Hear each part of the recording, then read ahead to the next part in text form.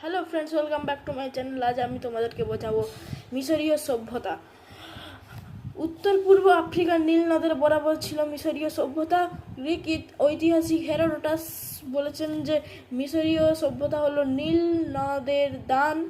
মিশরের শাসকদেরকে বলা হতো ফেরাও বলা হতো। তাদের মৃতদেহ রাখার জন্য পিরামিড বানানো হতো। মিশরে প্যাপিরাস গাছের ছালে লেখা প্রথম শুরু হয়।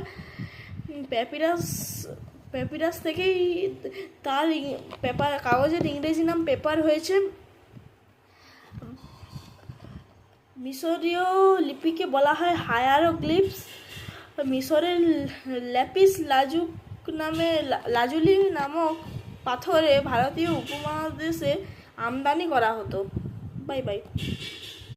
ভাল লাগলে সাবস্ক্রাইবে ঠুকে দাও।